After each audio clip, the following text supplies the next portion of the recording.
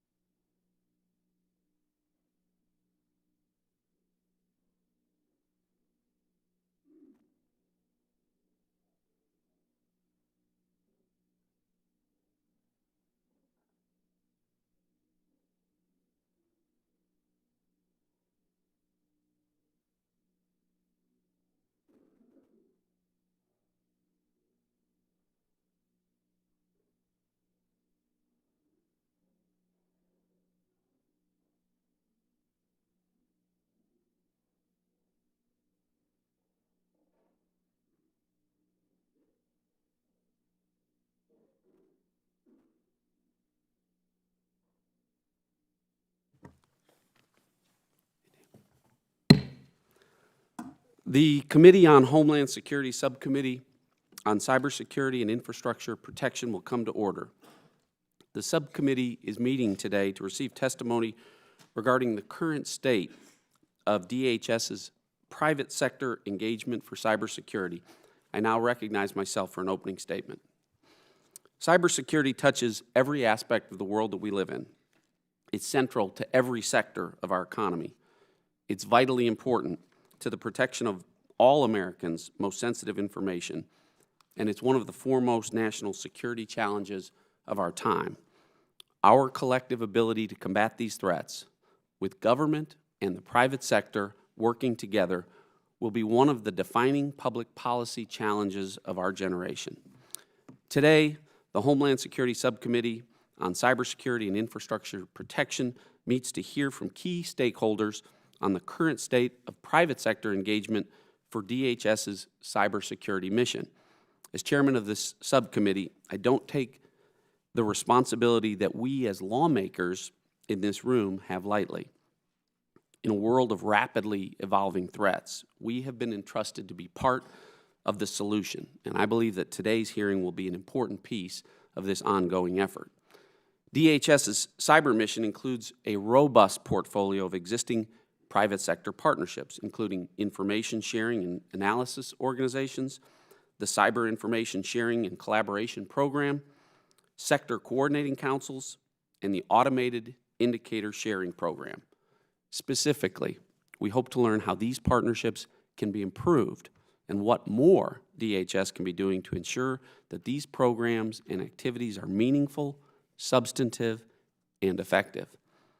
Today, the private sector entities, including U.S. critical infrastructure owners and operators, are on the front line of conflict in cyberspace. Our civilian networks face countless attacks every day from bad actors who seek to infiltrate our trusted systems, cripple our commerce, and expose Americans' personal information. And every day, these bad actors are using more advanced tactics, techniques, and procedures, and higher quality information. It's only through constant and vigilant innovation that their attacks can be prevented, identified, and mitigated. While DHS has made headway in this space and has strengthened many initiatives in its role as the civilian interface and coordinator across 16 critical infrastructure sectors for cybersecurity, very clearly more work needs to be done. It's not enough to simply have programs in place. Instead, we must be constantly measuring, benchmarking, and setting goals associated with their outcomes. Additionally, DHS needs to become fully operational so that it can effectively carry out the cybersecurity authorities that Congress deliberately gave the department just over a year ago. Today is the start of a new conversation that needs to occur in a new world on this new battlefield. And the start of a new administration provides a clean slate, a perfect opportunity to regroup and reassess before moving forward, an opportunity to ensure that our efforts and resources are aligned with the threat landscape that we face right now. Several weeks ago, in a Homeland Security hearing in this room, I was pleased to have the opportunity to discuss with Secretary Kelly the importance of DHS's cyber mission.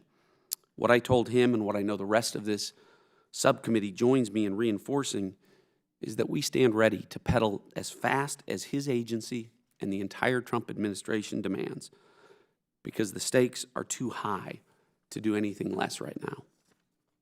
In the cyber domain, we're constantly learning new lessons, and it's only by incorporating the knowledge into existing programs and processes that we can continue to move towards greater collaboration and better secured networks.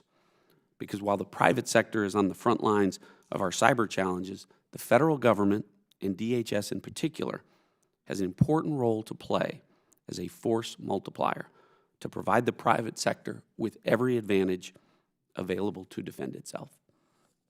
In the 115th Congress, this subcommittee will be legislating and conducting rigorous oversight to further strengthen DHS's civilian cyber mission.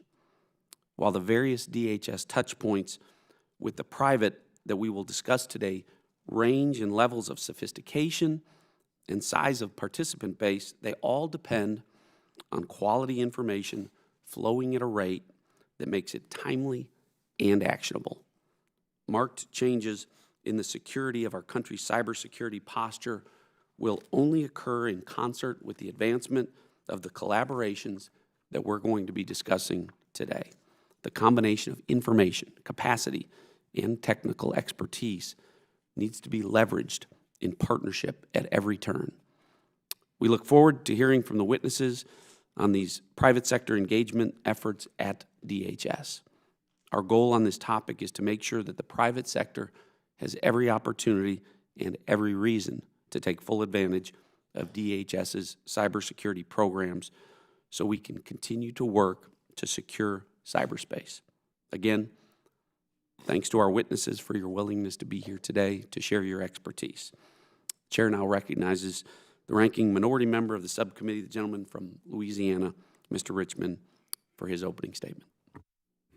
Thank you, Chairman Ratcliffe, for holding this hearing to examine how the department and the private sector work together on cybersecurity. As this is the first subcommittee hearing, I would like to start off by welcoming the gentlelady from Florida, Mrs. Val Demings, to the subcommittee. Cybersecurity issues dominated the 2016 election, from the security of Secretary Clinton's server to Vladimir Putin ordering cyber attacks on the U.S. election systems, to WikiLeaks publishing the private emails of prominent Democratic figures. America got a crash course in cybersecurity. Before he was sworn in, President Trump said he would direct the Department of Defense and the Joint Chiefs to develop a comprehensive plan to protect America's vital infrastructure from cyber attacks and all other forms of attacks. And this was on his first day in office. While I share the President's desire to better protect critical infrastructure, directing the Pentagon to take on cybersecurity in the private sector would represent a radical departure from how the government manages cybersecurity. Since 2001, DHS has been the lead agency responsible for coordinating federal efforts to protect critical infrastructure, and in that capacity has made major strides in cyber information sharing among critical infrastructure owners and operators. Then, 2 years ago, with input from some of the witnesses assembled on this panel, legislation was signed into law codifying DHS's role as the lead civilian interface for information sharing. Since that time, DHS has ramped up its efforts to partner with critical infrastructure. We often say on this committee that the threat landscape is constantly evolving. When it comes to cybersecurity, the volume, the complexity, and scale of attacks grow exponentially with each passing day. To meet this challenge, the culture around cyber information sharing needs to shift, just as it needed to shift after 9/11, when federal law enforcement and intelligence agencies moved from a need to know to a need to share culture. As we work to enhance the quality of information sharing, we must not lose sight of the obligations of all involved to protect the personal information of Americans or impacted networks. I'm glad to see that Ms. Green is here to talk with us about these obligations. I also look forward to talking with all the witnesses about what, from their perspectives, DHS and specifically NCIC could be doing better. Last year, Congress enacted legislation I authored to make sure DHS is carrying out its diverse portfolio of cybersecurity responsibilities in a strategic manner. In a couple of weeks, DHS should be transmitting to Congress its first ever department-wide cybersecurity strategy. When we see the strategy, I may want to engage with you all on your thoughts. Finally, while I recognize that the long-awaited executive order on cybersecurity has not yet been issued, it will be good to hear your thoughts on what we've seen so far from President Trump's administration on cybersecurity. With that, Mr. Chairman, I yield back.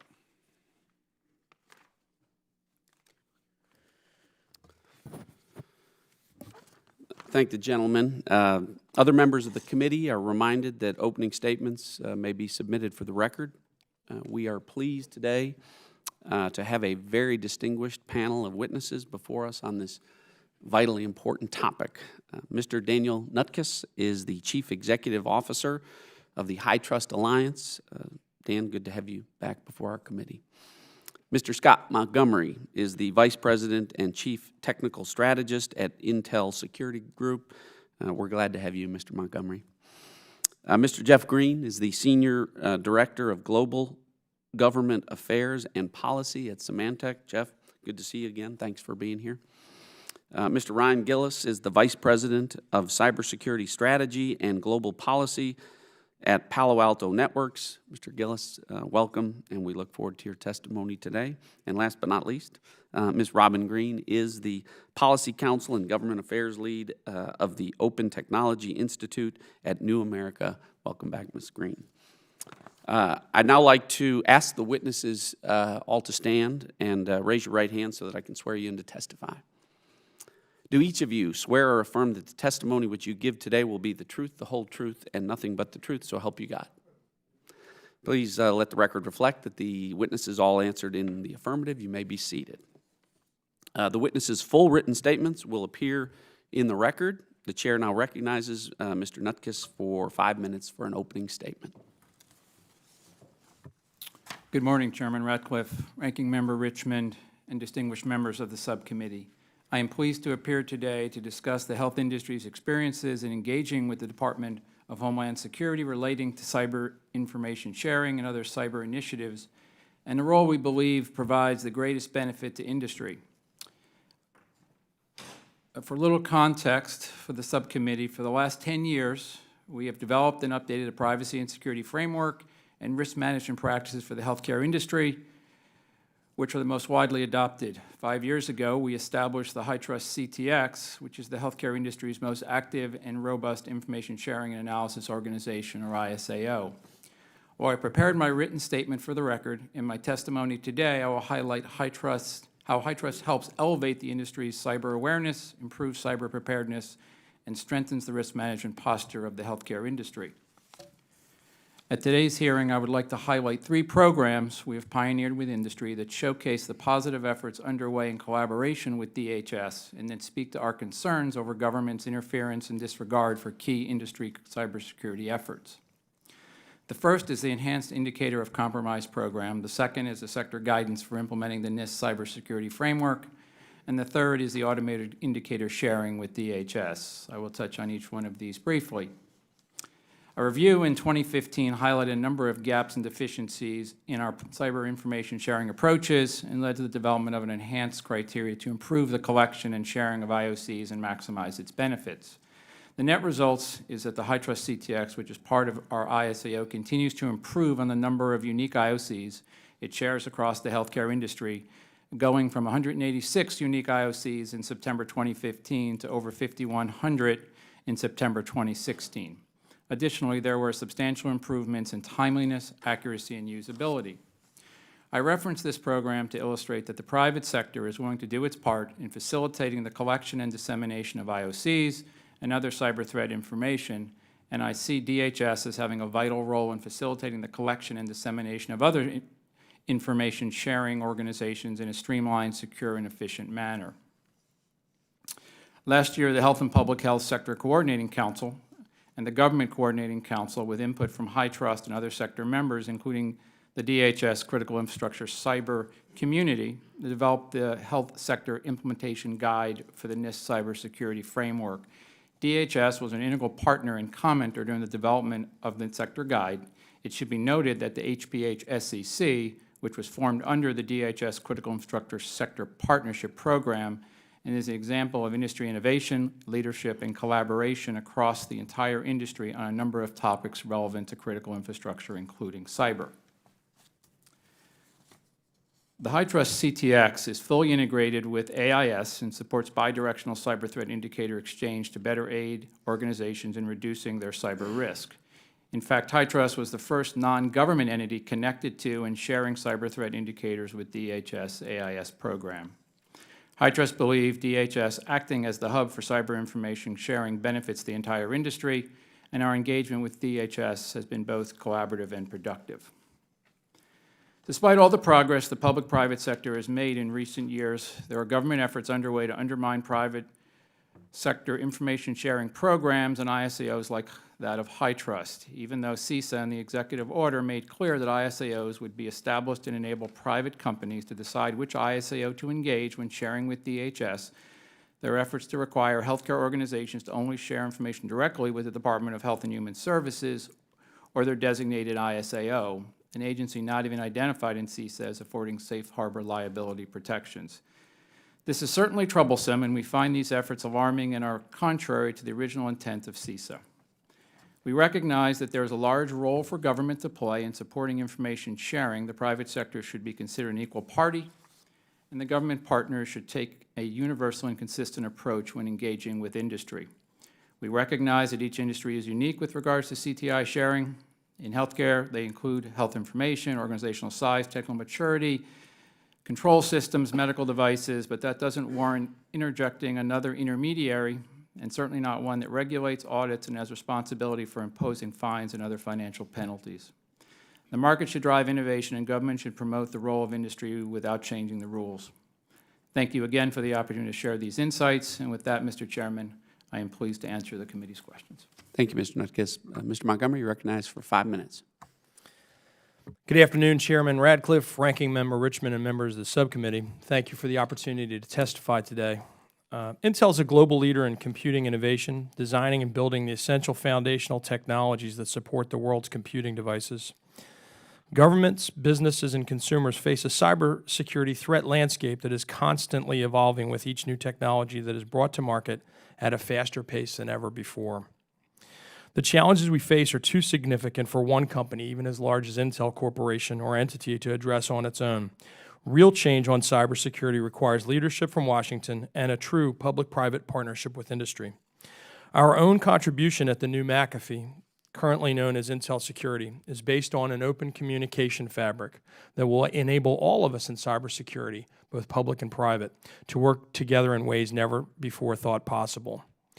Cyber defense technology's effectiveness, it peaks shortly after it's released and degrades very, very quickly after its initial release. Actors take little notice, but once the technology is deployed at scale, they adopt evasion techniques and countermeasures, causing the effectiveness to significantly degrade quickly. This creates situations where defenders are creating dozens of disparate tools to solve for micro conditions rather than macro conditions. Technology efficiencies are already declining by the time the lengthy purchase and integration cycles are complete, and trained labor is insufficient to deal with the complexity of supporting all these technologies. So strong collaboration, it plays a key role in how we go forward. Mobile threats, migration to the cloud, and in particular, the explosion of the number of internet-enabled devices, commonly known as IoT, the Internet of Things, are going to test and exacerbate the limits of our ability to work in real time rather than assist them. With respect to the partnership model, Intel and Intel Security have been active in public-private partnerships managed by DHS and other agencies for more than 10 years. We have leadership roles in the President's National Security Telecommunications Advisory Committee, also known as NSTAC, the Information Technology Information Sector Coordinating Council, Information Technology Information Sharing and Analysis Center, National Cybersecurity Alliance, and the National Cybersecurity Center of Excellence. With respect to a few policy recommendations to improve public-private partnerships, the first one is a move towards more real-time sharing. As we talked about a little bit earlier, the drive in the number of devices, the drive in the number of internet-enabled technologies is going to scale quickly past our ability to encompass them in real time as workers. We need these mechanisms to be automated. With the passage of the Cybersecurity Information Sharing Act, DHS was directed to deploy the Automated Indicator Sharing Program. The program allows both the private and public sectors to share indicators of compromise, but these indicators of compromise are like breadcrumbs. It is only when you aggregate them in the context that you see what the meal is. And the sharing of individual indicators of compromise without context leaves practitioners asking more questions than having them answered. Second, the NIST cybersecurity framework process should be used as the model for public-private partnerships. The framework for improving critical infrastructure security, known as the NIST cybersecurity framework, is widely acknowledged as a highly successful model of public-private partnership. Here's our analysis of why. The need was real. The process was open. NIST listened more than they talked. They were prepared. They engaged stakeholders of a variety of different sizes, of a variety of different financial investments, in a variety of different sectors, both public and private. The framework was voluntary, not regulatory. Very, very important for public or for private organizations to participate. And then lastly, we'd like to seek innovative ways to further grow the information sharing ecosystem. When we share, for example, with the Cyber Threat Alliance, including Check Point, Cisco, Fortinet, Palo Alto, and Symantec, my erstwhile comrades on the panel, the point of it was to share faster than we could learn ourselves, for the whole to be greater than the sum of the individualized parts. Examples of successes include cracking the code on CryptoWall version 3, one of the most lucrative ransomware families in the world, totaling more than $325 million ransomed. Our disruption of the CryptoWall forced criminals to develop a CryptoWall 4, which we uncovered quickly, and it resulted in a much less successful attack. A prime example of where the whole was greater than the sum of the individual vendor parts. Given that the rapid change continues, public and private sector organizations cannot go it alone, and we look for the encouragement of DHS and their participation in helping us drive to greater wholes and less individual parts. Thank you. I look forward to your questions. Thank you, Mr. Montgomery. Mr. Green, you're recognized for 5 minutes. Thank you. Chairman Ratcliffe, Ranking Member Richmond, members of the committee, thank you for the opportunity to testify today. As Mr. Montgomery mentioned, the threat landscape is constantly evolving, and in the current situation, there's no company or no government that can go it alone. And we're therefore pleased to see your continued focus on how DHS can work with the private sector in new and innovative ways. I want to start by talking briefly about the current cyber threat environment. You'll see a lot of headlines about cyber attacks focused on massive data breaches or cyber espionage, but it's important not to lose sight of the other types of attacks that can have major consequences. The incidents we see today range from increasingly sophisticated forms of ransomware, in particular ransomware being targeted at the enterprise as opposed to the individual, to massive distributed denial of service attacks, DDoS attacks, that were launched from connected or Internet of Things IoT devices. We at Symantec have a long-standing relationship with DHS, and from our perspective, the department has made significant progress engaging with the private sector over the past few years. The Cyber Information Sharing and Collaboration Program, or CISP, allows participants to share information about incidents, cyber threats, and known vulnerabilities. One example I'd point to is last October, we shared research from a group that we had discovered that was trying to steal money from banks by exploiting the SWIFT messaging system. This is the same attack that was used to steal $81 million from the Bangladesh Central Bank. CISP managers took the information that we provided, developed an indicator bulletin, and pushed that out to all CISP participants. CISP also convenes practitioners at quarterly advanced technical threat exchanges. For the most part, we have found the exchanges useful. Last year, we did a presentation at one of them focused on new and emerging ransomware. Included in this presentation was in-depth analysis and specific indicators of compromise that were then useful for all or available to all participants to use to try to upgrade their systems if necessary. But also beyond the technical information that's shared, these are opportunities for government and industry to sit down face-to-face, develop trusted relationships, both between government and the private sector and also within the private sector itself. Many of DHS's reports and bulletins include substantive analysis and actionable information, but at times some do fall short. In some cases, reports have included indicators of compromise that were not fully vetted or, as Mr. Montgomery mentioned, didn't have the context around them. And sometimes some private sector companies have used these without proper research on their end, and there has been, in a couple instances, a high degree of false positives based on them. To DHS credit, though, when that has happened, they have been responsive to industry concerns and at times have issued revised reports. As DHS moves to machine speed sharing through the automated indicator sharing program, the need for context and vigorous vetting is just going to grow. This is going to put something of a burden on DHS and its partner agencies because on the one hand, they're being told to share more and to share faster, but on the other hand, they're being told to be very careful about what you share and vet it before you do so. So this is a balance that's not easy to strike, and it's going to require constant tuning. We also engage with DHS informally. An example, last week we had 10 of DHS's cyber analysts out at our operations center in Herndon to discuss a few specific threats. Face-to-face meetings like this can alleviate another concern that you may have heard, that too often the information flow is one way, just from the private sector to the government. In-person discussions can lead to a more complete bilateral exchange of ideas. In addition to DHS, we work with the FBI and other agencies to assist efforts to fight cybercrime and take down botnets. There's more information in our written testimony, but I do want to highlight one case. This is our work on unearthing an international criminal gang that was called BayRob. BayRob evolved over a decade. We spent a year tracking them, and in part based on the information we provided to the FBI, they built a case that led to the arrest and extradition from Romania of 3 of BayRob's key actors. So I think we need to consider broader than just DHS and how DHS works with other agencies as well. Finally, the partnership among private sector companies is alive and well. As Mr. Montgomery mentioned and Mr. Gillis may discuss, we are part of what's called the Cyber Threat Alliance that shows how even competitors can work together to improve the overall safety and security of the internet and that of our customers. As members of this committee know better than most, we still face significant challenges in our efforts to improve cybersecurity and to fight cybercrime.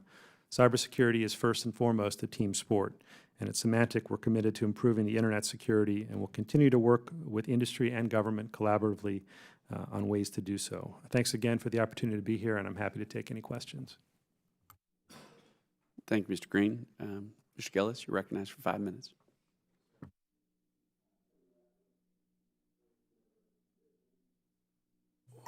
Now I know how to work the microphone.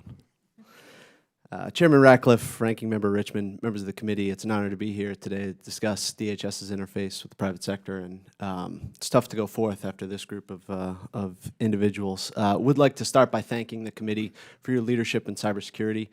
The legislation that you have helped lead over the last several years has not only helped foster responsible cyber threat information sharing, it's also strengthened the statutory responsibilities and statutory authorities that DHS has to execute its mission, both within the federal government and to interface with the private sector. So that has been a critical challenge that DHS has faced in standing up its cyber capabilities. My name is Ryan Gillis. I'm pleased to represent Palo Alto Networks. We're newer than some of our other industry colleagues up here, but within the 10 years since we've shipped our first product, we've become one of the largest cybersecurity companies in the world. Also happy to offer some historical perspective, as I spent over a decade within the National Security Council at the White House and Department of Homeland Security. So this public-private experience that I've gone through, I think, represents the broader operational reality, which is that, as you said, Chairman, cybersecurity is a fundamentally distributed responsibility. There are capabilities in the private sector and authorities within the U.S. government and governments around the world that can complement each other, and DHS is central to that. DHS's role in not only protecting civilian networks and interfacing with the private sector, helping to secure critical infrastructure is essential. That is a policy decision that's been made by consecutive administrations and in a bipartisan way through Congress to ensure that there is a civilian interface for that role and mission, and to build up the capability within DHS, whether it's through informal sharing examples I'll go through, as well as programs such as CISP and AIS. Let me give you a quick perspective that we have on the cyber threat landscape, which is that right now, attacks are overly automated. The bad guys are working together. They're using free tools and cheaply available tools to launch automated attacks. So the cost is too low right now to be successful. And the business model is frequently, whether you don't have the capability to develop your own attacks, but you're using those freely available things, it can bring you into the ecosystem, or if you're a sophisticated nation state, you're generally going to use the least sophisticated attack that can accomplish your goal. And so what we need to do is flip that cost curve by automating defenses and making sure that we are collectively working together. On a company level, we deploy technology that stops attacks at certain points within the attack lifecycle, constantly requires updates, as Scott talked about earlier. So just on a corporate level, we provide 1.1 million new preventative measures to our technology around the world on a weekly basis, pushed out in as little as 5 minutes. One company alone, as you've heard today, can't do that adequately. So we need to find partnerships throughout the ecosystem. On an industry level, you've heard about the Cyber Threat Alliance. To give a little bit more of an example of how the Cyber Threat Alliance worked on this crypto wall example that Scott talked about, $300 million had been extorted in ransomware through this crypto wall campaign. The vendor community, through the Cyber Threat Alliance, came together and shared what we knew about the infrastructure, defended all of our collective clients against those attacks, and prior to publishing that report, we called up the Department of Homeland Security to ensure that we were collaborating on that. DHS had FBI on the phone that night. They made sure that U.S. government networks were similarly protected against those types of attack. They did notifications to internet service providers and to victims to help clean up. Most of the attacks were coming from unknowing victims that didn't know that their systems were being repurposed for attack. And then, in an actual quantifiable example of information given back from the government, we got an additional 170 command and control nodes, parts of the infrastructure that we as vendors had not identified as part of the context of that attack, and we're able to further protect all of our collective customers. So it's one example of how we can share, as Scott said, more context and become more effective overall. What we need to move to is in programs like CISP and AIS, getting closer to machine speed with those types of examples. So there's opportunity to expand on the nascent capabilities that DHS has rolled out through AIS and CISP and make us more effective overall. I think the other thing that you're going to see as well is that I believe the U.S. government is never going to be quick at declassifying some of its most valuable information. What the U.S. government may not realize, however, is that we in the vendor community may see trial balloons of that most sophisticated technology in a few places and in unclassified ways. If we can share that in with the U.S. government, we can obviate that whole, what they call the tear line process, where the U.S. government has to declassify that information, and the U.S. government can point to the financial sector or the energy sector, whoever they think may be targeted by that particularly pernicious campaign, and say, you need to focus on this. We've seen it out in the wild, and we think bad guys are going to go after it. So this collective public-private, DHS will be at the center of that, and ultimately we think things like the Cyber Threat Alliance are crucial to taking that next step. Thank you, Mr. Gillis. Ms. Green, you're recognized for 5 minutes. Thank you, Chairman Radcliffe, Ranking Member Richmond, and members of the committee for the opportunity to testify today. As a Policy Counsel and Government Affairs Lead at New America's Open Technology Institute, I specialize in issues related to privacy, cybersecurity, and surveillance. My statement today will cover 3 subjects. First, outstanding privacy concerns in the Cybersecurity Information Sharing Act, CISA. Second, how DHS's balanced approach to implementing CISA has improved cybersecurity and protected privacy. And third, that a more holistic approach to cybersecurity beyond information sharing is essential. CISA provides important improvements for many previous iterations of information sharing legislation. Many of those improvements are the result of this committee's hard work and leadership to protect privacy while improving cybersecurity. But despite this committee's laudable efforts, certain privacy concerns remain unaddressed, like imprecise definitions for the terms like cybersecurity threat and cyber threat indicator, and a weak requirement for the removal of personal information. These shortfalls raise concerns that CISA may threaten privacy and undermine security by resulting in the sharing of unnecessary information, like information related to false alarms or communications content and other irrelevant personal information. Also troubling are CISA's overbroad use authorizations for law enforcement to use information it obtains from companies shared for a cybersecurity purpose for investigations and prosecutions that are entirely unrelated to cybersecurity. This undermines Fourth Amendment protections because it allows law enforcement to use information that it would obtain ordinarily pursuant to a warrant or a court order. Finally, CISA includes a provision that allows the President to undermine DHS's role as the lead portal for information sharing by establishing a second portal, possibly at a law enforcement or intelligence oversight agency like the FBI or the Office of the Director of National Intelligence. This would harm civil liberties and threaten user trust, which is essential for companies to feel comfortable participating in the information sharing program. With all of that said, DHS has done a good job of promulgating guidelines and procedures under CISA that protect privacy and strengthen cybersecurity. DHS has provided clear interpretations and applications of vague definitions and requirements. Additionally, DHS leveraged STIX in its automated indicator sharing system to establish standardized fields of information sharing, and it retained human review of personal information that is shared. With these steps, DHS has minimized the risk of unnecessary sharing and dissemination of Americans' personal information. The committee should continue to support DHS in this important work. Since information sharing is not a panacea, more must still be done to improve cybersecurity. The government must take a multi-pronged, holistic, and outcomes-based approach. DHS must increase the amount of information it shares with the private sector, including getting more threat indicators declassified.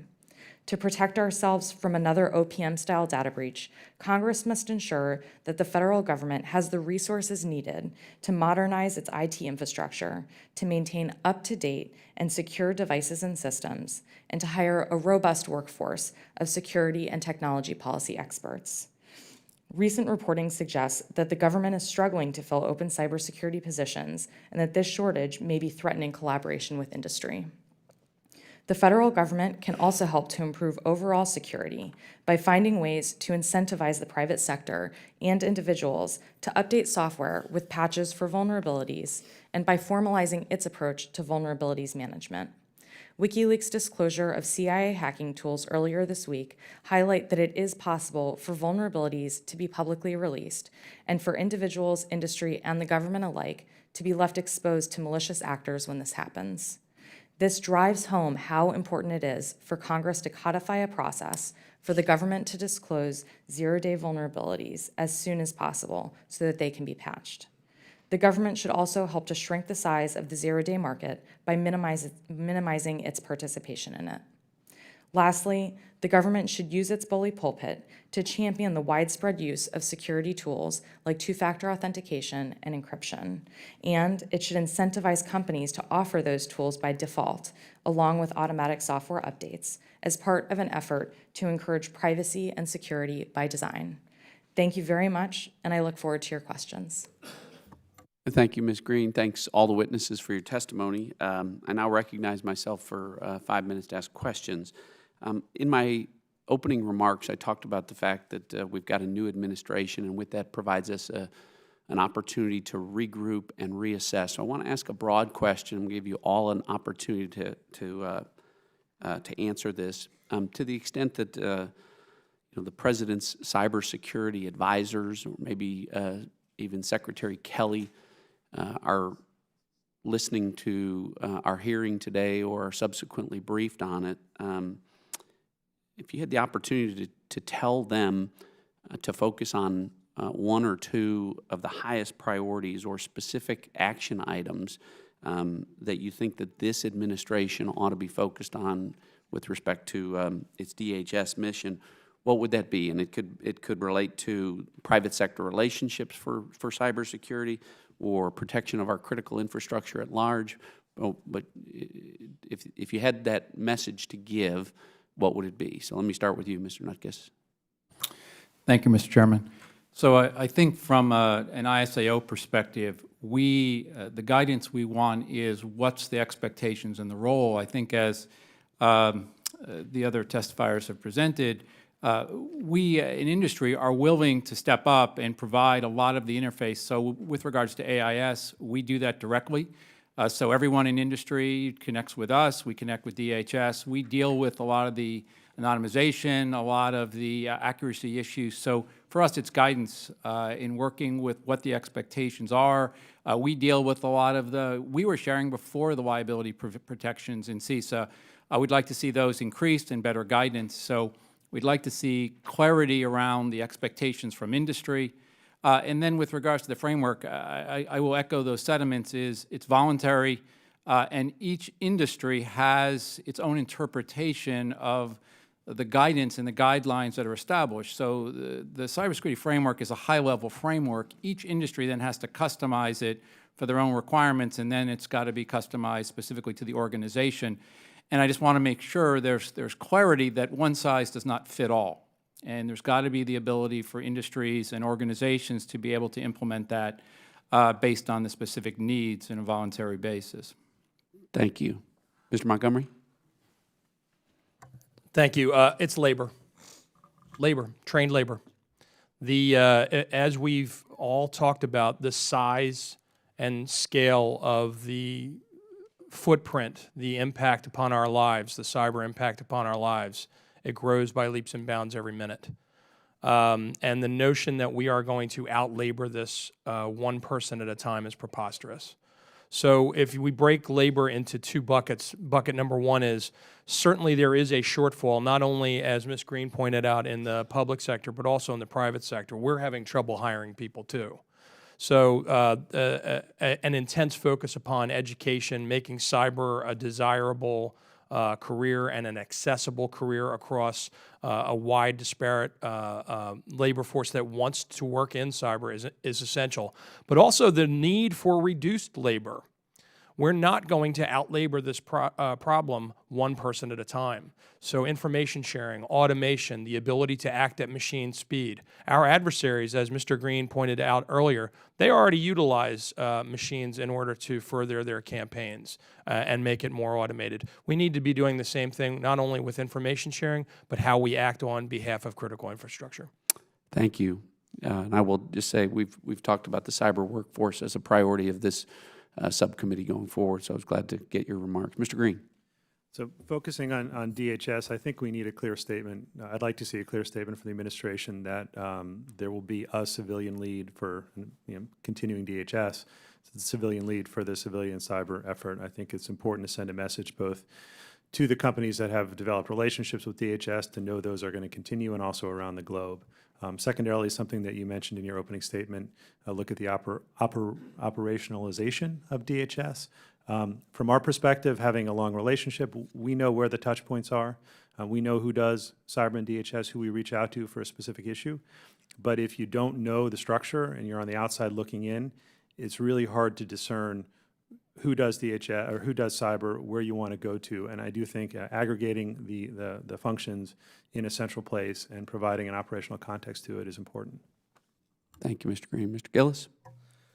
So I would focus very much on implementation. We are at a place right now where there aren't massive statutory barriers to executing the cybersecurity mission. We need to implement more effectively. We've had a 10-year discussion within this country about roles and missions of DHS, of DOD, of the intelligence community, of law enforcement, how all of those entities can work together with the private sector and internally, and not relitigating that and moving forward with being more effective on the operational environment under that broad policy construct would be essential. So what we've seen in at least some of the publicly available iterations of the draft executive order on cybersecurity, I think has been a progression to get back under that framework where the roles and responsibilities are reflect continuity from the Bush administration, CNCI, Comprehensive National Cybersecurity Initiative, through the Obama administration policy, through the bipartisan legislation that this committee has led.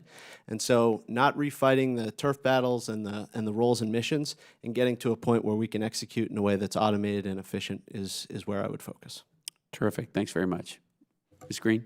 Thank you. I think the things that I would convey would be in terms of the guidance that the DHS promulgated to implement CISA.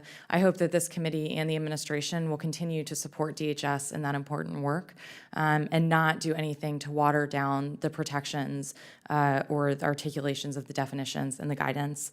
As we know, privacy and security are inextricably intertwined. And as Mr. Gillis pointed out, it's very important that information be actionable. I think that one of the things DHS did very well in promulgating this guidance is ensuring that companies focus on sharing actionable information.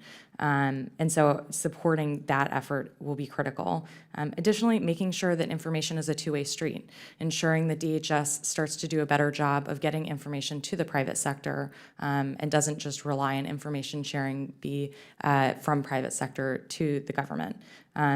I would also agree with the need to increase resources and to ensure that agencies have the funding that they need to hire the best people and to update their systems, as I noted in my opening statement.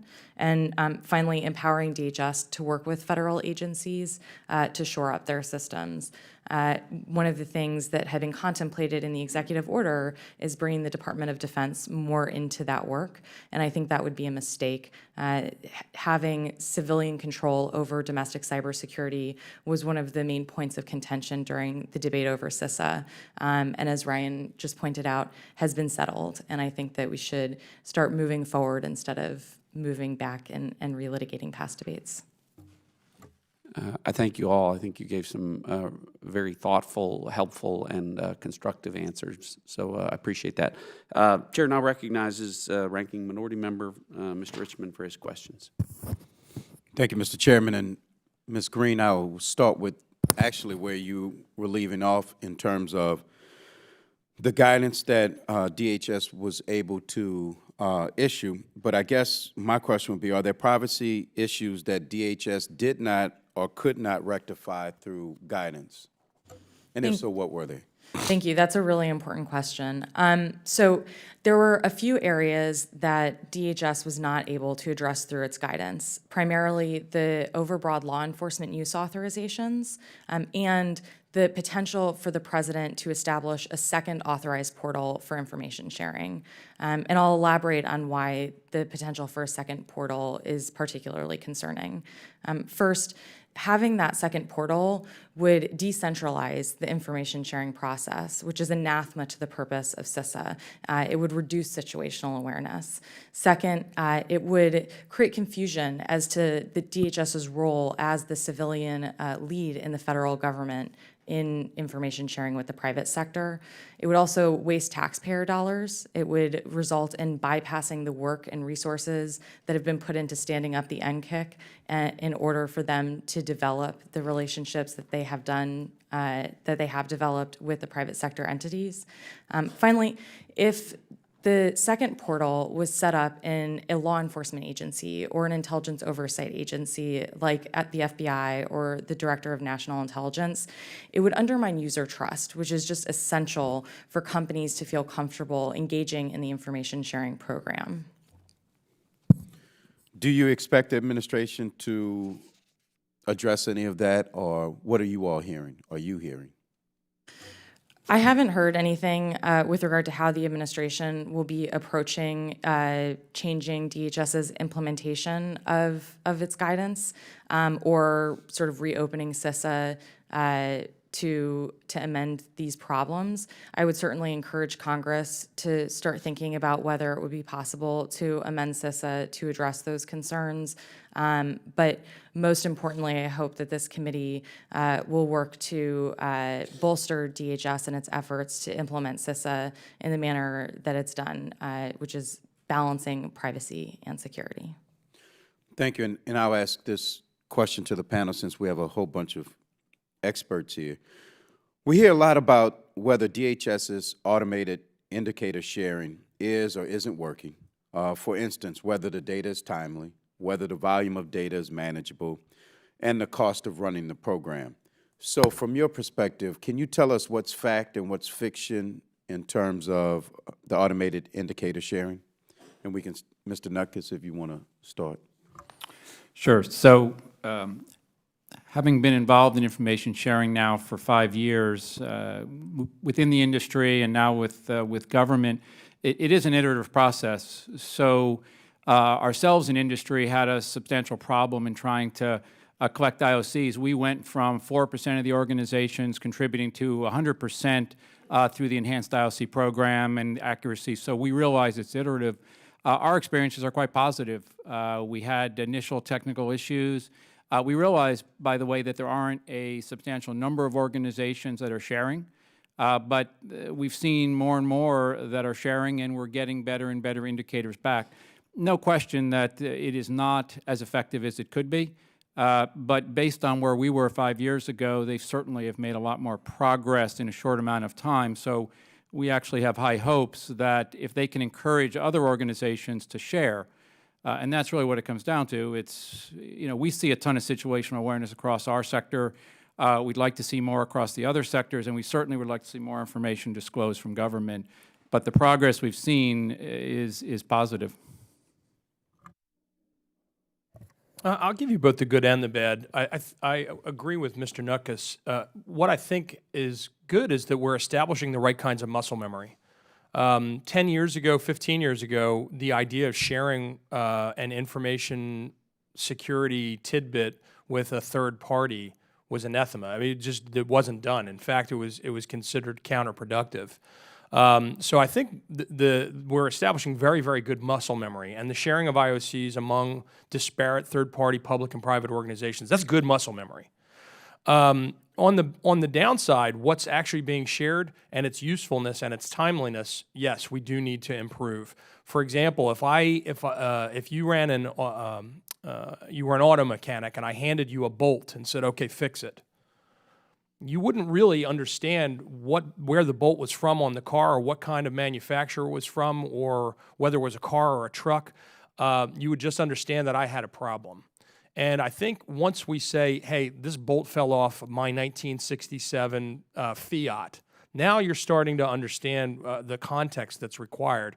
I believe the muscle memory and the sharing will get us towards those, but certainly we need some better guidelines about what constitutes good data coming in. So I would echo what Mr. Montgomery said. I think probably one of the most significant wins is that we now have a formal process. We're not relying on just relationships. We are right now in the midst of an analysis as to whether it makes sense for us to really jump in on AIS. And one of the things we're looking at is how much work it takes to really make sense to figure out that the nut came from a Fiat. Once we get data back. We're in a little different position just because of the volume of data that we get in through our own sensors. So there's a lot of information we have already obtained on our own. So there may be less unique data than other organizations, but we have reviewed in the past and are now revisiting again to see if it's evolved to a place where it's useful to us. So we're looking at the questions that you asked right now, but most important thing, though, is we now have a formal process as opposed to something that's purely relationship-based. So on the operational side, I'd echo all of these statements, which is that AIS has the right foundation. It needs to be sharing more, particularly on the context side. And if you look at the Cyber Threat Alliance, the way that we are now sharing is not just a quantity of indicators of compromise. You have to actually share with context. So what phase of the attack is this in? Is it intelligence and reconnaissance? Is it command and control? Is it linked to a known campaign? With that broader context, if AIS can incorporate some of those technological best practices, it will be far more valuable in what it does. On the programmatic side, this seems simple, but I've talked to DHS about this. So as a DHS alum, I wanted to stick with this. There's some challenges to just onboarding. They're short-staffed, and there's not a real customer service focus to outreach to the private sector and bring even willing participants on in a timely and effective manner. And so they recognize that. It's something that is very much correctable, but it would go a long way as you go out to companies and try and build trust, because AIS is only going to be more effective with more parties involved. And making that process as easy as possible is an administrative thing that I think can add real operational value. Let me thank you. And Mr. Montgomery, you must be a golfer because you use muscle memory as opposed to just saying habit or something, but just thought I'd point that out. Thanks.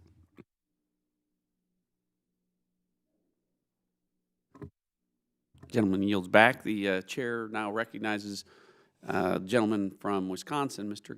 Gallagher, and the chair also welcomes him and Mr. Fitzpatrick and Mr. Garrett and Ms. Demings to our subcommittee. We're glad to have you all.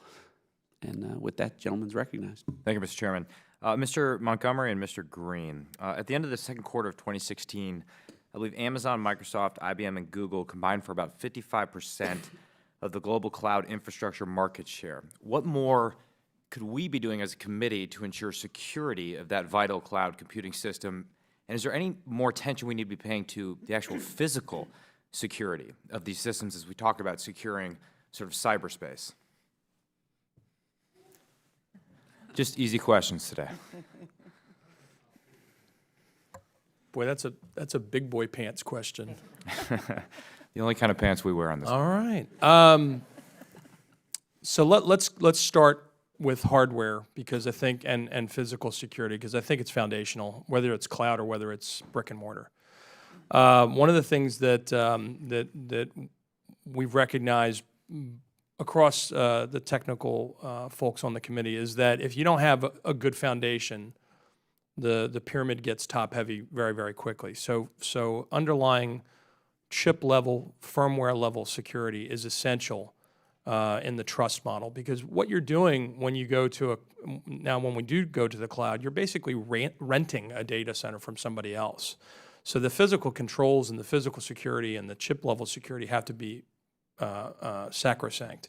And Intel has long led with respect to this with a series of freeware tools that are available in order to test the efficacy and tamper-proof or tamper state of the firmware and chips that the commonly used cloud providers utilize. I think that one of the things that's challenging about cloud is that just like any other technology, it is not a panacea. It is a useful tool for solving a series of problems. But one of the things that I think government can do is help establish what problem are you trying to solve? Are you trying to buy CPU cycles very cheaply? The cloud's the best way for doing that. Are you trying to have highly regulated or classified or sensitive data housed at the same security as brick and mortar, but have someplace else or somebody else do it? Your mileage may vary on costs. You'll get there, but your costs will wind up being different. So what can we do? And Homeland's role here in terms of communication is essential. What do we mean by cloud? If I asked all of the committee members or subcommittee members, you would all have your own idea on what cloud means. So putting some definitions around what we mean, what the best uses are, what government should be doing or potentially not doing, where brick and mortar is appropriate versus cloud is a great start to helping to identify not only what should we be doing at home in our own data closet, but also which third-party partner that you mentioned should we be going to and why. Sure. I think that's a great start. So I would start by cloud's a different domain, a different environment, but a lot of the same risks and threats. Let's not overthink in the sense that we have to come up with something brand new. And I would apply the same thing to this Internet of Things, which is growing. Let's not forget the lessons we've learned and act like we have to start from scratch. So a lot of the same traditional cyber hygiene is going to apply. And I think you also need to distinguish between whether we're talking about securing the actual cloud provider or securing the user of the cloud. And then you get down to risk-based decisions. If I'm using the cloud to host my kid's Minecraft site, probably not a high level of security needed. If a power generation plant or some critical infrastructure is using the cloud for some capacity, much higher need for security there. And in that case, you have to think about what is the obligation for both the cloud provider and the organization that chooses to use the cloud, which is a fine decision. And here I think the NIST framework comes in well, both for the cloud provider and the user.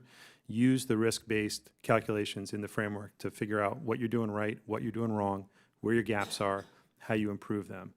So I would encourage you to think about it from both ends. Great. And quickly, Mr. Gillis, in the 30 seconds we have, one of your co-founders is Israeli. Every day I hear about a new Israeli company in this space. What are we doing with them now? What can we learn from the Israelis who seem to be a leader in this space? Sure. So there's certainly some lessons learned from Israel. It's obviously a very different dynamic in not just the neighborhood that they're in, but the mandatory service. So there's a lot of institutional knowledge, as well as Israel as a government has done a lot, both to attract American company investment and to ensure that those that they have within country that have expertise are supported from a venture capital perspective as they transition to the private sector. I would also echo on the cloud side of things too. Fundamentally, we talked earlier, you've got to protect your customers wherever their data resides and transits. So as Jeff has said, you need to move effective technology geared to the specific how of defending a cloud and evolve that into that new area. But the principle remains the same, which is that you need to be secure, whether it's in a data center, whether it's at a terminal or on a mobile device. Thank you. Thank you, Mr. Chairman. The chair recognizes a gentlelady from Florida, Ms. Demings. Thank you, and thank you to our witnesses for being with us today.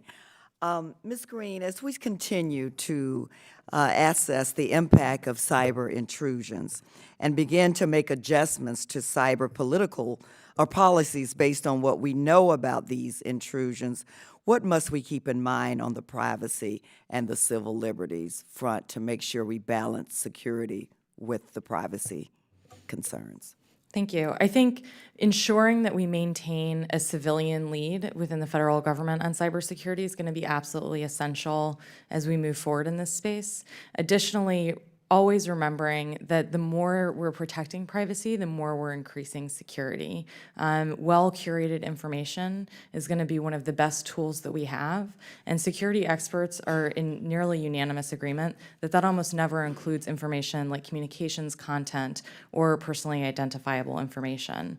And so as we move forward, ensuring that whatever new undertakings, lie ahead, and whatever changes to the guidance that may be made for CISA, we always keep privacy and minimizing unnecessary information sharing at the forefront.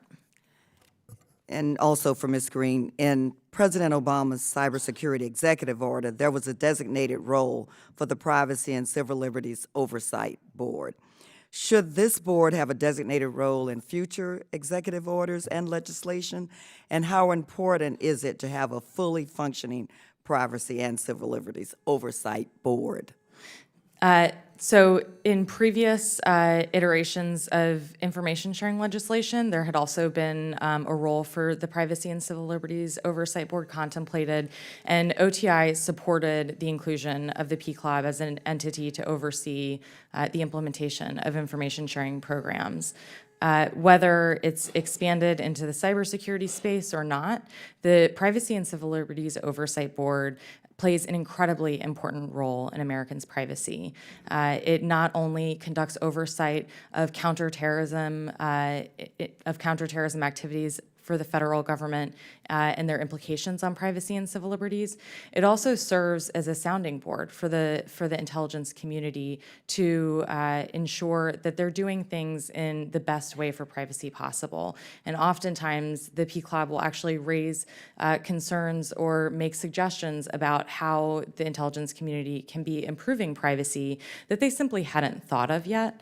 And so they do play a critical role in bolstering Americans' privacy and civil liberties. Thank you. And this next question is, for the sake of time, for any witness who feels it's more appropriate for them. For a long time, the information sharing conversation has been stuck on gathering data, either making it easier to participate or offering incentives to share. Is it time to start shifting our attention to focus on what we should do with the cyber threat data that we collect? Real quick, I think I'm very pleased to hear the idea of shifting away from incentives. Not that companies or organizations are going to turn them down, but at the highest policy level, I've always had a little discomfort with this notion that we need to give incentives for people to improve their cybersecurity. It's not something that we should have to incent people to do. We need to get to a world where securing your data, whether you're personal, your corporation, your pizza shop, is the same as locking your door. And in college, I worked at a bicycle store, and when I left at night, no one had to incent me to lock the door so someone wouldn't steal my bikes. I think we need to get to a place in cybersecurity where the mindset that this is just a reality of doing business. And I do have some concern that a continuing discussion of incentives perpetuates this idea that cybersecurity is some extra that we need to encourage people to do as opposed to just the reality of the world we live in today. Just to give you a perspective from industry, so we use the terms consumption and actionability, and I think the problem is that we work with Fortune 6 organizations and we work with 2DOC practices, and so when we're talking about the shift, we also have to shift the approach. I think we've piloted and we've seen methods of high-tech, low-touch, where we hear from the smaller organizations that they just don't have the resources, they don't have the appetite. They're trying to screen patients for Zika virus or other things, and that's what they're going to worry about. They're not worrying about information security. They expect that will be an automated process that the vendors are going to have to figure out how to automate that process. So it is not a one-size-fits-all, but the consumption and actionability is clearly an issue we have to shift to. Great, thank you so much. Chair now recognizes the gentleman from Pennsylvania, Mr. Fitzpatrick. Thank you, Mr. Chairman, and thank you to the ranking member as well. Thank you to the panel for being here today on a really critical issue. And I've said many times, of all the threats we face as a country, I'm not aware of a larger threat than that of cyber threats, both from a national security standpoint and an economic security standpoint. And when the law enforcement folks appear before us, I'm going to ask them about their relationship with each other. Generally, the FBI and DHS have concurrent jurisdiction on the federal level over cybersecurity-related issues. But the question I want to ask this panel, given that you're representing the private sector, is your relationship with law enforcement, with both organizations. Because in order to advance the ball in this arena, it's critically important from both sides, not just from the private sector, but from law enforcement, that there be a solid relationship, that there be information sharing, that there be established protocols as far as reporting incidences. And I can tell you, coming from that profession, we relied heavily in all areas, but particularly in this area, on the private sector and sharing information with us as law enforcement officials, educating us. And what I would like to know from the members of the panel is, how has that relationship been with both agencies when it comes to sharing information about threats, digital fingerprints and the like? What's working, what's not working, and what can be improved in that area? Sure. Let me give you a little bit of historical perspective as well here, because I can tell you from while I was in government, when the U.S. government first started responding to victim notifications, sometime one company would call several different agencies, and as ridiculous as this sounds, we have seen instances where each agency would show up with a different non-disclosure agreement. The company would sign each one of those, and then the agencies couldn't share amongst each other. Absurd as that is, we have come a long way in just the basics along those lines. I think you've seen much better collaboration amongst the Secret Service and FBI. I think they are working well together.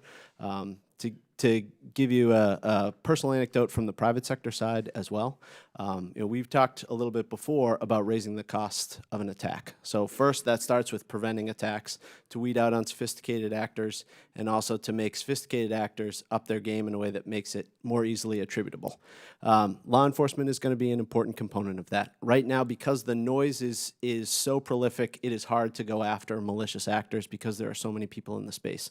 If the technology can weed out some of the unsophisticated actors, it can allow law enforcement to go after those criminals in a way that they'll be forced to come out in the open more. It'll be easier to identify who's acting, because they're going to have to develop, not just use freely available tools, but develop their own tools. It'll make it easier to identify those entities.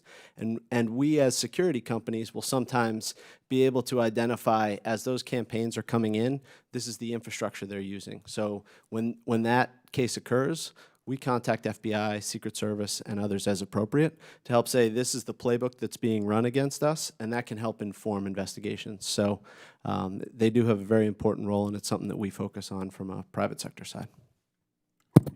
I would echo that. I would say that direct to DHS, as I mentioned earlier, just last week we had 10 analysts in to talk about a specific threat that they're looking at, to share our research on. At any point in time, we're active with several active FBI investigations, providing information about criminal infrastructure, indicators of compromise, and not just us, but industry in general has developed fairly good relationship with the large actors out there, and something we could certainly provide you more details on some of the cases that we and others have worked on. So I would say I would agree with respect to collaboration. For instance, nomoreransom.org, nomoreransom.org is a not only national law enforcement collaboration, but also cross-vendor, where we've actually harvested and returned keys to victims in conjunction with law enforcement investigations. So I would say with respect to collaboration, there is a lot of progress. There is a lot of great partnership and cooperation. There is one instance where I think we can make improvement, and it's when there is a data classification around a government event. I'll give you a functional example. The Iranian incursion into Navy SQL servers. This is basically by classifying the event, what we're doing is restricting the number of people who can lend assistance and also allowing the adversary to operate with impunity, where if we can release this information sooner, we're actually affecting not only government, but private sector organizations that have the same very, very common, to Ryan's point, very low-hanging fruit attack. So whereas I think the collaboration is good, when there's a government instance requiring data classification, we're classifying too quickly sometimes and not allowing that information to be propagated both in public and private sector. Just for a slightly different perspective. So we end up working between DHS and FBI on almost, I would say, a weekly basis between some event that's going on in the industry. It is sometimes hard to understand the roles. It certainly, I think, recently has been much more clarified between the Bureau and Secret Service. The term that I can't stand hearing is active law enforcement investigation, which shuts down the sharing. And that's really what becomes, so they'll reach out, they'll ask for a whole bunch of stuff, or we'll share a whole bunch of stuff with them, and then everything stops. And from our perspective, since we already were aware of it because we were sharing it across multiple organizations, in fact, we're not sure why they can't share back, as we're trying to work the same incident as they are. So again, we understand the obstacles they're under. It is we found that certainly it's a great relationship, but their hands are tied. So we end up spinning a lot of cycles. Also, the part that's, I think, become much more efficient is now they reach out to us. They used to reach out to 100 organizations individually. They reach out to us, and then we'll reach out as an outreach effort, which certainly makes it much more efficient. What do you think the solution is regarding, obviously their hands are tied as far as disclosing law enforcement sensitive information regarding an ongoing investigation? And Mr. Montgomery, regarding the classification issue, what are suggested improvements on how to deal with that? Well, I'm not sure I have an answer specifically because unfortunately we're not aware of what they're not sharing, but it appears that they don't have to share. From our perspective, the effort that we're trying to put in place is cyber resilience. We're trying to defend the public sector from additional loss. So there has to be a happy medium here where they can provide us with enough information to defend the sector without compromising a law enforcement investigation. Right now, I don't think they're going through the analysis. It's a binary. It's yes, if there's a law enforcement investigation, stop, versus what do we need to give the sector to protect itself? And I think that varies based on the significance of the investigation and the significance of the threat. I can't agree more with Mr. Nutkus. This knee-jerk to classify an issue, for instance, a SQL server on an unclassified network having an issue for which there is a 7-year-old patch. This doesn't feel like a national security issue. This feels like an overreaction to what has occurred on an unclassified DoD network. And that information could have been useful to a broad swath of practitioners, both in the private and public sector, but the knee-jerk classification makes that impossible. So I would agree. The context around the event makes it easy to decide what should be disseminated quickly and what should not. And just, Mr. Gillis made a great point before that a lot of times the information that law enforcement holds or is looking at exists in that private sector has developed that on their own. So we may have evidence of the compromise or know what needs to be done. And there is a way in times to push that out without any connection back potentially to the fact that there's law enforcement. If Palo Alto holds it, if McAfee Intel or Symantec, there are creative solutions that we can work towards. I'm over my time, but we really would like to work with you on that because that's something that's really important and it's something I think we could work to fix. So I yield back, Mr. Chairman. Last but not least, Chair recognizes my friend from Rhode Island, Chairman of the Congressional Cyber Caucus. Mr. Langevin. Thank you, Mr. Chairman. Thanks for holding this hearing. I want to thank our panel witnesses here today for your testimony and the work that you're doing to help protect our nation in cyberspace. So I wanted to follow up and just talk more about the information sharing issue and build on some of the questions that Mr. Richmond had asked earlier. And I just wanted to start with Mr. Montgomery, and then we can other panel members can chime in as well. But Mr. Montgomery, you have just have a couple of clarifications I'd like to make from your written testimony, if you don't mind.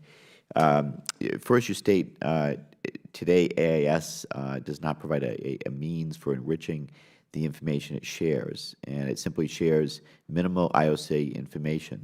So do you mean that AIS and the sticks and cybox expressions used under the program are not able to convey meaningful contextual information, or that as a matter of practice, the information being shared currently lacks the rich holistic content? Because I'm trying to, I want to figure out, is this a logistics and capabilities part of the protocols on with AIS, or is it the information that they're receiving isn't robust enough? Yeah, unfortunately, it's both. The ability to extract information from a generic individual IOC, like a domain name or a URL or a fingerprint of a file, unless the IOC is so damning and points to such a condition, typically it's simply one of the needles in the pile of needles. So two things are required. One, a greater degree of context around how a particular IOC was collected, under what context, how was it received, how was it transmitted, from whom, to whom, when was it received? Was it received during the course of the normal 9 to 5 business cycle? Was it sent wildly out of band? These are the kinds of pieces of information that a practitioner would require in order to try and sort out what to do next. The ability to provide those levels of context as part of AIS is both, it's a technical limitation that we can't do that today. It's also sort of, it's base table stakes in terms of what a practitioner would do next. So if we were to make recommendations on change, it would be around sort of that practitioner knowledge that comes with an individual IOC, because then it becomes a force multiplier. Okay, very good. Thank you.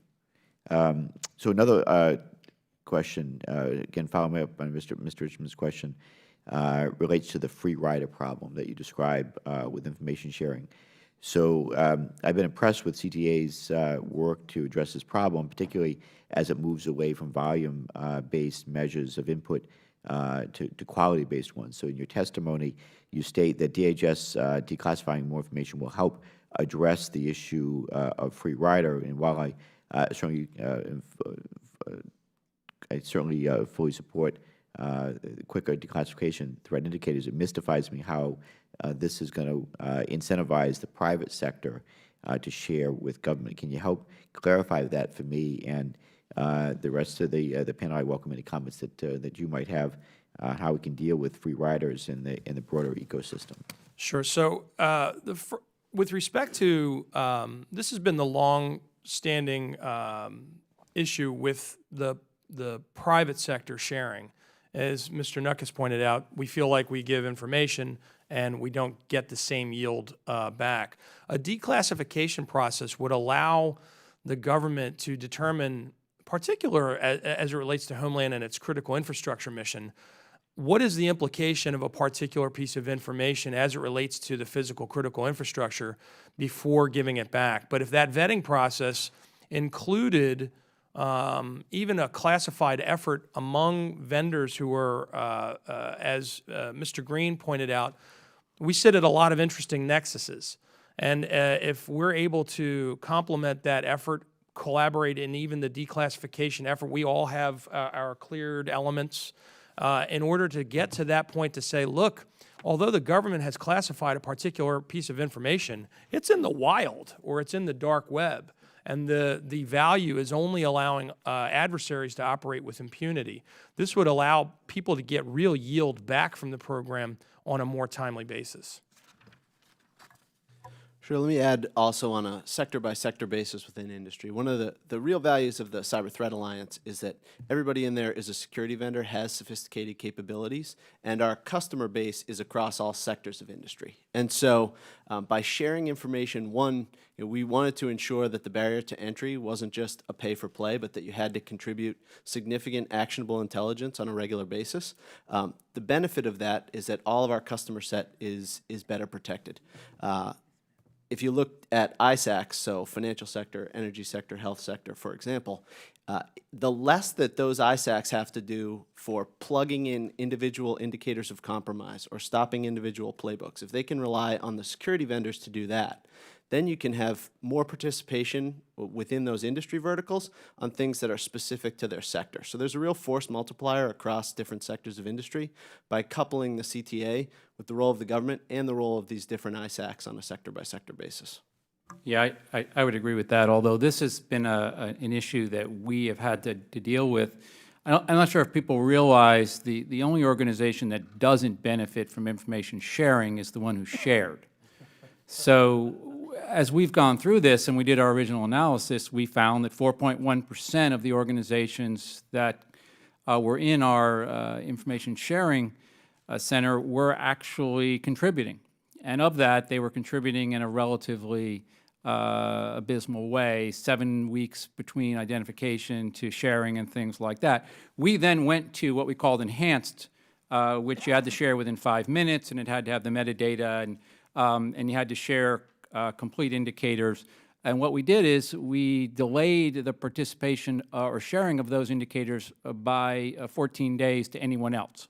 And that was the only carrot we could find, which was if you wanted better indicators, you had to share better indicators, and that was really the incentive. And actually it worked. And we were able to get a lot of organizations to step up to the table. By the way, recognizing that, and I think this is also important, that there's an underlying element here that gets lost, which is a lot of the issues with sharing has to do with maturity of the organization or their ability to share in the first place. So even though we're sharing, we also have this other issue. If you're not mature enough to share, are you mature enough to consume? And I know that gets lost on a lot of this, and this hearing is on sharing, but we need to make sure as we share, again, as the technology vendors look to improve the infrastructure and the security technology is how do we consume them? Thank you, Mr. Chairman. Is it your intention to, Mr. Chairman, do another second round, or are we just doing the first round? Yeah, unfortunately, just one round today. Okay. So I have some additional questions I'd like to submit for the record, and hopefully our witnesses can respond in writing. Terrific. Thank you. Thank the gentleman. Chair now recognizes my colleague from Texas, Ms. Jackson-Lee. Thank you for the courtesy of the chair and the ranking member, and thank all the witnesses today. Let me just begin and thank you for what I've gleaned that in this hearing, and I appreciate maybe global responses, but I'll quickly give bill that I introduced, H.R. 940, Securing Communications of Utilities from Terrorist Threats. And an aspect of it is to seek voluntary participation in ways that DHS can best defend against and recover from terrorist acts that have an impact on national security, and it involves working with the private sector. Then H.R. 935, Cybersecurity and Federal Workforce Enhancement, is to seek a more trained workforce that will be working for the federal government. In the course of my questions, maybe someone would answer that importance, obtaining skills to address our nation's deficit in the number of workers that are so crucial.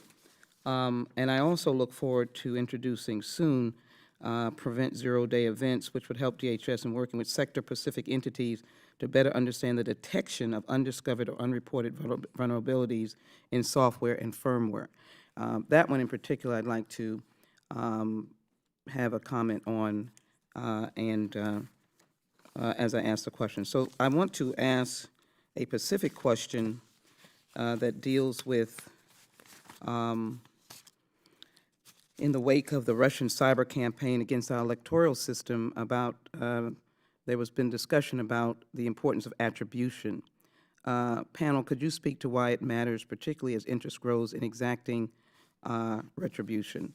And that is a question of attribution as to how did it happen. And also, we are now hearing without details of the potential release of a number of tactics that are being used by the CIA. Again, news reports speculate that this may have come from individuals with access who work for private contractors. You are from the private sector, and I'd be interested in your vetting processes regarding individuals that have access to governmental confidential security data and information. I'd also like to put on the record, Mr. Chairman, the request for a briefing, and it may be this committee, it may be another subcommittee I'm on, or the full committee, that I believe that we should receive a classified briefing as to what actually was released that impacts negatively on the intelligence community regarding the representation that WikiLeaks has released through information they received, some very viable and important data. I think that this is a key responsibility that we have. So could you begin? Who will take questions? I'll start with securing utilities, where you began there. So that is an essential area that we as a nation need to be concerned about. It's an area where we collectively need to work, again, public-privately. Let me give you an example of one instance in which we have done so. So last fall, our security intelligence team identified new strands, new iterations of what was called the Shamoon attack. Shamoon attack is what was levied against Saudi Aramco, oil producer within Saudi Arabia, that had destroyed 35,000 hard drives in 2012. We noticed in late fall that there were new evolutions of some of that old infrastructure with new techniques being used. As we identified that, we called up Department of Homeland Security, ensured that they had a pre-decisional copy of that report, ensured that they were able to help protect U.S. government networks against it, ensure that they were able to distribute that across the broader USG community, ensure that they were able to help develop their own critical infrastructure bulletin so that U.S. industry in the electric sector and other utilities were able to prevent against those types of attacks. So that is a place where if you look from a national security and economic security perspective, utilities are obviously key. It is essential to look at the intersection of physical and cybersecurity, as this committee does here, and an example of something that we highly value and DHS has a tremendous role towards. Mr. Nutkiss and Mr. Montgomery, can you answer the question about the issue of how do you vet your individuals that work with government data, and what do you think about attribution? With regards to vetting, we follow the government's requirements for vetting. So the DHS has a formal process which requires for vetting of anyone who has access to classified information, and that's the process that we follow. With regards to attribution, we, again, there's from cyber resilience and defending, that's a different, that is not as relevant for us down in the private sector. We want to know what the threat is, how real the threat is, what to do about it, and it's really about either anticipating the threat so that we can have a defense posture. But we, in fact, although it's always interesting, and as we go to various briefings to understand where the threats are coming from, and again, it helps us protect our networks and protect the environment, specific attribution to the individual threat actor. It's always been interesting, but we've never really determined how best to use it, and certainly use it on a wide scale at an industry level. Mr. Montgomery? With respect to people having access to government data, we use the same DSS and OPM clearance processes as everybody else does. We do some stovepiping of government data away from other systems in order to meet the physical and data security requirements.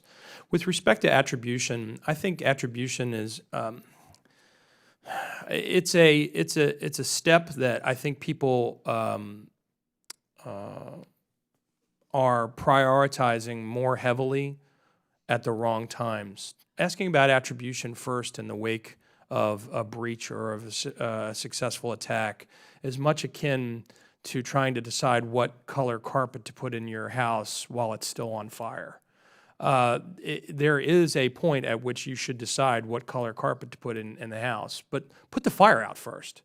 And there are hygiene and security elements that are far more important to take care of, particularly as it relates to utility and critical infrastructure, long before sorting out which foreign national, which we may or may not ever get jurisdiction over, is ultimately responsible.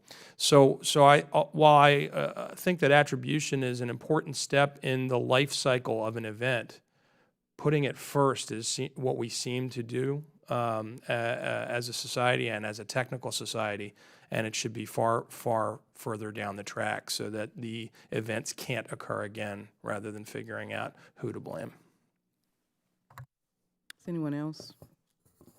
Mr. Chairman, you've been very gracious. I know that the answers refer to the private sector and do not, in respect to attribution and retribution, I appreciate Mr. Montgomery, do not reflect on the importance of our government finding out who should be, who this should be attributed to, and therefore we have the opportunity to deal with what our response will be. Certainly, as the house is on fire, I'd like to say, in concluding, I'd like to get it before the house is on fire. I'd like it not to happen, and that's what I hope as members of the Homeland Security Committee and this committee, that we can work in that preventative mode. That would make us all safer and secure, and make the work with our partners in the private sector a smoother pathway. I yield back, Mr. Chairman. I thank you, Mr. Montgomery. Thank you, gentlelady, for her remarks. That concludes our hearing. I had high expectations, as I said at the outset, and from my perspective, those expectations have been met for this hearing.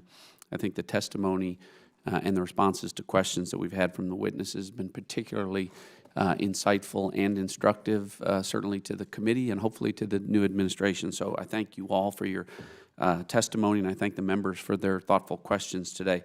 The members of the committee, at a minimum, Mr. Langevin, perhaps others, will have additional questions for some of the witnesses, and we'll ask you to respond to those in writing. Pursuant to Committee Rule 7D, this hearing record will be held open for a period of 10 days, and without objection, the subcommittee will stand adjourned.